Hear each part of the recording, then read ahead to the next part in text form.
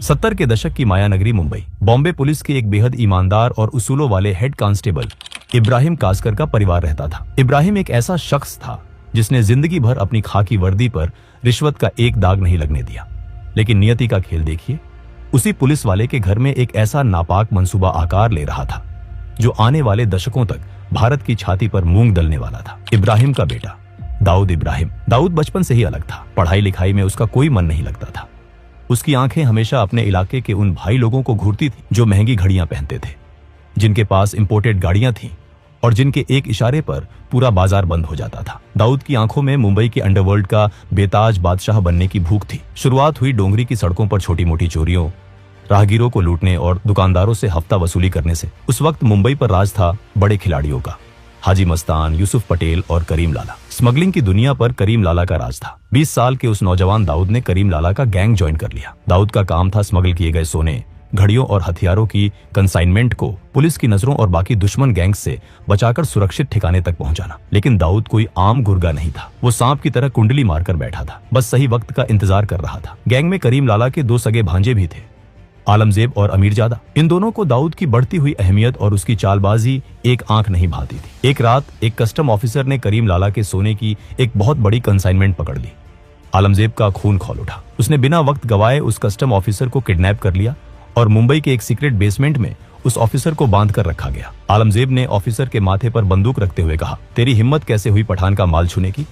जान प्यारी है तो 2 लाख रुपए का इंतजाम कर, वरना तेरे शरीर के इतने टुकड़े करूंगा कि तेरी बीवी पहचान नहीं पाएगी। उस दौर में 2 लाख रुपए एक बहुत बड़ी रकम हुआ करती थी। इस फिरौती की रकम को सुरक्षित लाने और मामले को रफा दफा करने की जिम्मेदारी दी गई दाऊद को। जब दाऊद के हाथों में वो 2 लाख रुपये की भारी गड्ढियां आईं तो उसके अंदर का शैतान जाग उठा। दाऊद की नीयत पूरी तरह डोल गई। उसने एक बहुत बड़ा हिस्सा अपने पास छुपा लिया और एक छोटी सी रकम जाकर आलमजेब को दी। क्या है ये? बाकी का पैसा कहाँ है दाऊद? आलमजेब ने सवाल किया। दाऊद ने जवाब दिया, भाई वो लोग इससे ज्यादा का इंतजाम नहीं कर पाए। पुलिस और कस्टम का भी भारी लफड़ा हो सकता था, इसलिए जो मिला मैं ले आया।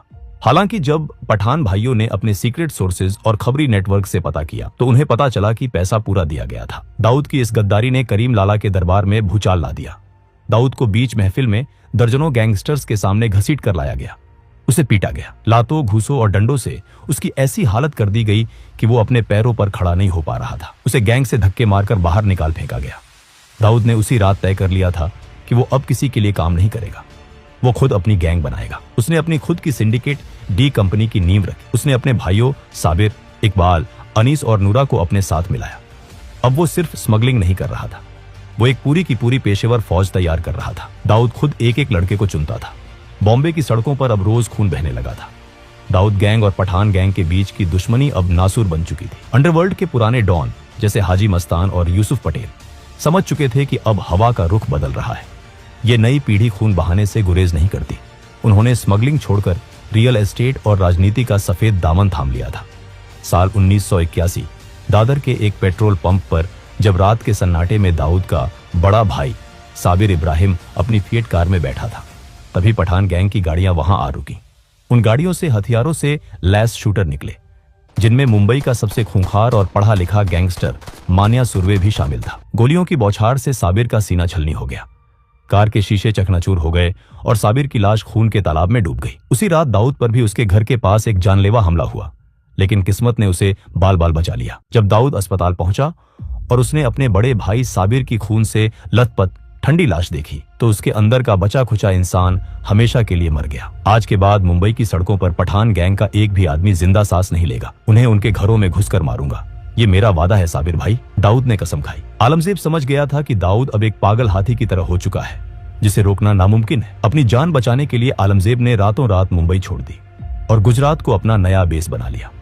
गुजरात में पठान गैंग के पुराने और मजबूत कॉन्टेक्ट थे। वहां के भ्रष्ट पुलिस वालों और लोकल गुंडों से उनके गहरे रिश्ते थे। लेकिन दाऊद कहां रुकने वाला था। उसने अपने ऑपरेशंस का दायरा बढ़ाते हुए गुजरात में भी अपने पैर पसारने शुरू कर दिए। उसने गुजरात के मशहूर स्मगलर लल्लू जोगी से हाथ मिलाया। उसका सिर्फ एक मकसद था, आलमजेब को उसके ही गढ़ में घुसकर कुत्तों की मौत मारना। दाऊद ने अपनी कुटिल चालाकी से आलमजेब पर गुजरात पुलिस में एक झूठा केस दर्ज करवा दिया ताकि पुलिस उसे पकड़े और दाऊद अपने आदमियों के जरिए उसे जेल के अंदर ही खत्म कर दे।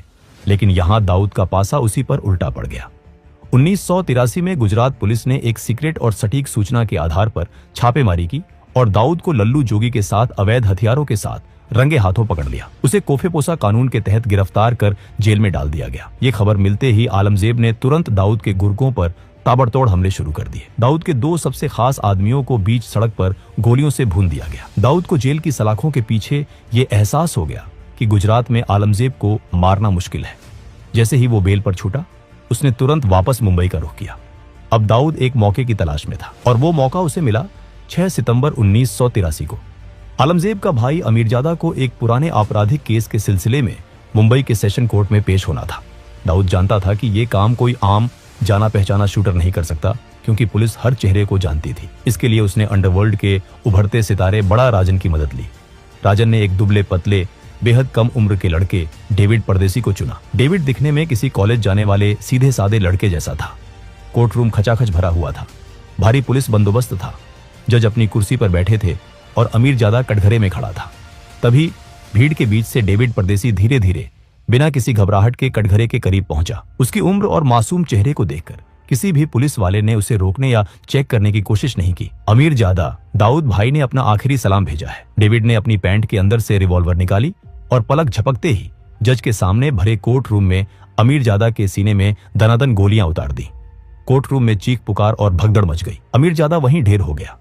पुलिस ने तुरंत झपटकर डेविड को पकड़ लिया, लेकिन दाऊद जो संदेश देना चाहता था वो पूरे भारत के अंडरवर्ल्ड और पुलिस महकमे तक पहुंच चुका था। दाऊद के ऊपर उस वक्त कई गंभीर आपराधिक मामले चल रहे थे। 1970 के एक रॉबरी केस में उसे 4 साल की जेल की सजा भी सुनाई जा चुकी थी, लेकिन वो बेखौफ बाहर घूम रहा था। 1984 में जब दाऊद के महंगे वकीलों ने एक नए केस में उसकी एंटीसिपेटरी बेल की अर्जी सेशन कोर्ट में लगाई, तो सरकारी वकील ने कोर्ट रूम में चीखते हुए कहा था, माय लॉर्ड, ये आदमी कोई आम मुजरिम नहीं है, ये एक खूंखार क्रिमिनल है। ये बेल पर बाहर है और बेल पर रहते हुए इसने खुलेआम 5 नए संगीन जुर्म किए हैं। इसकी जगह सिर्फ और सिर्फ कालकोठरी है। इसे किसी भी कीमत पर जमानत नहीं मिलनी चाहिए। लेकिन हमारे सिस्टम की दीमक इस कदर फैल चुकी थी और उस दौर में जेल नहीं बेल की नीति का ऐसा दुरुपयोग हो रहा था कि दाऊद को फिर से जमानत मिल गई। दाऊद अब पूरी तरह समझ चुका था कि इस सिस्टम को, इसके पुलिस वालों को और इसके वकीलों को कैसे खरीदा जा सकता है। उसने बड़े बिल्डरों, बिजनेसमैन और फिल्म प्रोड्यूसर्स को किडनैप कर भारी मात्रा में एक्सटॉर्शन शुरू कर दी। उसने ये सारा काला धन रियल एस्टेट और बॉलीवुड में लगाना शुरू किया। लेकिन वो ये भी जानता था कि मुंबई पुलिस के कुछ जाबाज अफसर अब उसके खून के प्यासे हो चुके हैं और सुप्रीम कोर्ट का फंदा कभी भी उसके गले में कस सकता है। 1985 के अंत तक जब आखिरकार सुप्रीम कोर्ट से दाऊद के खिलाफ अरेस्ट वारंट जारी हुआ, तब तक बहुत देर हो चुकी थी। दाऊद इब्राहिम हमेशा के लिए भारत से फरार होकर दुबई पहुंच चुका था। लोगों को लगा कि अब डी कंपनी का पतन हो जाएगा, लेकिन दाऊद ने दुबई में बैठकर अपने सिंडिकेट को एक मल्टीनेशनल कॉरपोरेशन की तरह चलाना शुरू कर दिया। बड़े बड़े पॉलिटिशियन, बिजनेसमैन और बॉलीवुड के नामी सितारे जब भी दुबई जाते तो दाऊद के दरबार में हाजिरी लगाना नहीं भूलते थे। उसी दौरान फिल्म मैगजीन्स में ये अफवाहें भी उड़ने लगी कि दाऊद का बॉलीवुड की एक बहुत मशहूर और खूबसूरत एक्ट्रेस के साथ अफेयर है और उनकी एक बेटी भी है। दुबई में बैठकर भी मुंबई पर दाऊद की पकड़ जरा भी ढीली नहीं हुई थी। उसने भारत के हर बड़े स्टेट में अपने एजेंट्स, हिटमैन और शार्प शूटरों का एक बड़ा नेटवर्क खड़ा कर लिया था। रोमेश शर्मा जैसे पॉलिटिशियन से लेकर अहमदाबाद के खूंखार गैंगस्टर अब्दुल लतीफ और यूपी के किडनैपिंग किंग बबलू श्रीवास्तव जैसे लोग अब दाऊद के इशारों पर नाचते थे। मुंबई में दाऊद का सारा काम उसका एक बेहद खतरनाक गुर्गा रमा नायक संभाल रहा था। रमा नायक ने दाऊद के इशारे पर कई लोगों को मौत के घाट उतारा और धीरे धीरे वो खुद को मुंबई का असली बॉस समझने लगा। वही दाऊद ने भांप लिया कि रमा नायक की बढ़ती ताकत भविष्य में उसके लिए एक बहुत बड़ा खतरा बन सकती है। दाऊद ने रमा को खत्म करने के लिए एक बेहद शातिर चाल चली। रमा नायक का एक राइट हैंड था, बाबू रेशम। दाऊद ने पुलिस के अपने घूसखोर सूत्रों का इस्तेमाल करके पहले बाबू रेशम को पुलिस लॉकअप में बंद करवाया और फिर दाऊद ने अपने दूसरे वफादार गुर्गों को भारी पैसा देकर पुलिस लॉकअप के अंदर ही बाबू रेशम का बेरहमी से कत्ल करवा दिया। इसके तुरंत बाद दाऊद ने दुबई से रमा नायक को फोन किया, रमा, बाबू को महेश ढोलकिया ने पुलिस से मिलकर मरवाया है, उसे छोड़ना मत। महेश ढोलकिया एक बड़ा होटलियर था। रमा नायक, जो अपने साथी की मौत से बदले की आग में अंधा हो चुका था, उसने बिना कुछ सोचे समझे अपने साथी अरुण गवली के साथ मिलकर महेश ढोलकिया को दिन दहाड़े मौत के घाट उतार दिया। लेकिन कुछ समय बाद जब रमा को अंडरवर्ल्ड के सूत्रों से सच्चाई पता चली कि महेश ढोलकिया बेकसूर था और बाबू रेशम की हत्या की पूरी साजिश दाऊद इब्राहिम ने ही रची थी, तो वो भड़क उठा। रमा नायक ने बगावत कर दी। उसने दाऊद के उन बिल्डरों और व्यापारियों को पकड़ पकड़ कर लूटना और पीटना शुरू कर दिया जो डी कंपनी को प्रोटेक्शन मनी देते थे। अब से दाऊद को एक पाई का हफ्ता नहीं जाएगा। दुबई में बैठा वो भगोड़ा अब मुंबई का बॉस नहीं है, मुंबई का बाप अब मैं हूं, रमा ने खुलेआम ऐलान कर दिया। रमा नायक की मौत के बाद उसके गैंग और दगड़ी चौल की कमान उसके सबसे वफादार और खूंखार साथी अरुण गवली के हाथों में आ गई। गवली जानता था कि उसके गुरु को दाऊद ने ही चालाकी से मरवाया है। अब मुंबई की सड़कों पर डी कंपनी और गवली गैंग के बीच एक ऐसा खूनी खेल शुरू हुआ जिसने पूरे शहर को दहला कर रख दिया। गवली ने सबसे पहले दाऊद के मुंबई के ऑपरेशन संभालने वाले मैनेजर सतीश राजन को मरवा दिया। ये दाऊद के लिए एक बहुत बड़ा झटका था। बौखलाए हुए दाऊद ने गवली के खास आदमी अशोक जोशी और उसके पूरे गैंग को एक साथ खत्म करवा दिया। अरुण गवली ने अब दगड़ी चौल को एक किले में तब्दील कर दिया और अपनी फौज खड़ी करनी शुरू कर दी। उसने बेरोजगार और भटके हुए युवाओं को भारी पैसा देकर अपने गैंग में शामिल किया। उसने दगड़ी चौल के अंदर ही साउंड प्रूफ शूटिंग रेंज बनवाई जहां इन लड़कों को AK-47 स्टीन गन और आधुनिक हथियारों को चलाने की कड़ी मिलिट्री जैसी ट्रेनिंग दी जाने लगी। गवली ने दाऊद के मैनेजर महेश चौड़िया को किडनैप किया और उसे बेरहमी से मार डाला। दाऊद ने पलटवार करते हुए गवली के सगे भाई किशोर गवली की हत्या अपने हिटमैन महेश कुलकर्णी से करवा दी।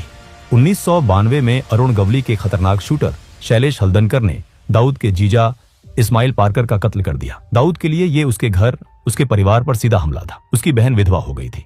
दुबई में बैठे दाऊद ने अपने सबसे खास और जांबाज शूटरों को ऑर्डर दिया, मुझे हल्दनकर मुर्दा चाहिए, चाहे वो कहीं भी छुपा हो। शैलेश हल्दनकर उस वक्त एक पुराने हमले में घायल होने के कारण मुंबई के JJ हॉस्पिटल में भारी पुलिस सुरक्षा के बीच भर्ती था। दाऊद के शूटर, जिनमें सुभाष सिंह ठाकुर और सुनील सावंत शामिल थे, AK-47 लेकर सीधे अस्पताल में घुसे। उन्होंने वार्ड में घुसते ही अंधाधुंध गोलियां बरसानी शुरू कर दी। 400 से ज्यादा गोलियां चली। मरीज और डॉक्टर जान बचाने के लिए पलंगों के नीचे छुप गए थे। हल्दनकर को वहीं बिस्तर पर छलनी कर दिया गया और 2 हवलदार भी शहीद हुए। अरुण गवली भी पीछे हटने वाला नहीं था। उसने दाऊद के करीबी राजनीतिक मददगार मौलाना बुखारी की हत्या करवा दी, जो दाऊद के लड़कों को पुलिस से बचाता था। दोनों तरफ से रोज लाशें गिर रही थी। खुफिया एजेंसियां हैरान थीं कि कैसे एक अनपढ़ आदमी जो अंग्रेजी का एक वाक्य ठीक से नहीं बोल सकता, दुबई में बैठकर 5000 से ज्यादा गैंगस्टरों की एक फौज को एक मल्टीनेशनल कंपनी के CEO की तरह चला रहा है। दाऊद अपने दुश्मनों और गद्दारों के लिए एक क्रूर तानाशाह था, जो छोटी सी गलती पर भी मौत की सजा देता था। लेकिन अपने वफादार गुर्गों के लिए वो एक दरिया दिल मसीहा था। अगर किसी गुर्गे को गोली लगती या वो जेल जाता तो दाऊद पानी की तरह पैसा बहाता। वो उनके परिवारों का पूरा खर्च उठाता, उनकी बीमारियों का इलाज करवाता। 1992 के बाबरी मस्जिद डेमोलिशन के बाद भारत के हालात बदल गए। पूरे देश में दंगे भड़क उठे और यहीं पर एंट्री हुई पाकिस्तान की खुफिया एजेंसी ISI की। ISI ने दाऊद इब्राहिम में एक अचूक हथियार देखा। ISI के टॉप कमांडरों ने दुबई में दाऊद से कांटेक्ट किया। उन्होंने दाऊद को उसकी सुरक्षा, उसके काले व्यापार को पूरी दुनिया में बेरोक टोक चलाने और उसे हमेशा के लिए महफूज रखने का लालच दिया। इसके बदले में उन्हें सिर्फ एक चीज चाहिए थी, दाऊद का विशाल तस्करी नेटवर्क, जिसका इस्तेमाल करके वो भारत में मौत का सामान भेज सके।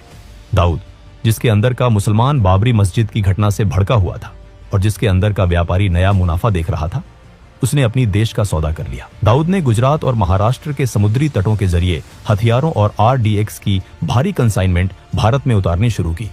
उसने अपने सबसे खूंखार और भरोसेमंद गुर्गे टाइगर मेमन को इस नापाक काम की जिम्मेदारी सौंपी। 12 मार्च 1993, मुंबई, वो काला दिन जब एक के बाद एक 12 सिलसिलेवार बम धमाकों ने पूरे शहर को खंडहर और श्मशान में तब्दील कर दिया। बॉम्बे स्टॉक एक्सचेंज की गगनचुंबी इमारत से लेकर एयर इंडिया बिल्डिंग, सेंचुरी बाजार और जावेरी बाजार तक हर जगह सिर्फ खून, चीखें, कटे हुए अंग और काला धुआं था। 250 से ज्यादा बेगुनाह लोग मारे गए और हजारों जिंदगी भर के लिए अपाहिज हो गए। वो दाऊद इब्राहिम, जो कल तक सिर्फ एक स्मगलर था, अब भारत का सबसे बड़ा और सबसे वांटेड आतंकवादी बन चुका था। इन धमाकों के बाद डी कंपनी के अंदर भी दरार आ गई। छोटा राजन जैसे हिंदू गैंगस्टरों ने दाऊद का साथ छोड़ दिया और खुद को देशभक्त डॉन घोषित करते हुए दाऊद के खिलाफ जंग छेड़ दी। डी कंपनी अब पूरी तरह से एक आतंकी सिंडिकेट बन चुका था। 1995 तक आते आते दाऊद का सालाना टर्नओवर 2000 करोड़ रुपए का आंका गया था, जो आज के समय के हिसाब से 6000 करोड़ से भी कहीं ज्यादा है। Shipping, food processing, garment export, Bollywood financing, real estate से लेकर ड्रग्स और हथियारों की ग्लोबल तस्करी तक दाऊद का ये खूनी साम्राज्य लंदन, स्विट्जरलैंड, दुबई, लागोस और कराची तक फैल चुका है। आज दाऊद इब्राहिम पाकिस्तान की सेना और ISI की कड़ी सुरक्षा में कराची के पॉश क्लिफ्टन इलाके में एक कायर की तरह छिपा बैठा है। उसे पाकिस्तानी मिलिट्री की बैकिंग हासिल है और वो बदले में उनकी डर्टी ऑपरेशंस की फंडिंग करता है। दोस्तों, ये थी दाऊद इब्राहिम की कहानी। अगर आपको ये वीडियो पसंद आई हो तो इस वीडियो को लाइक जरूर करें और ऐसे ही वीडियोस के लिए चैनल को सब्सक्राइब करना ना भूलें। मिलते हैं अगले वीडियो में, तब तक के लिए जय हिंद, जय भारत।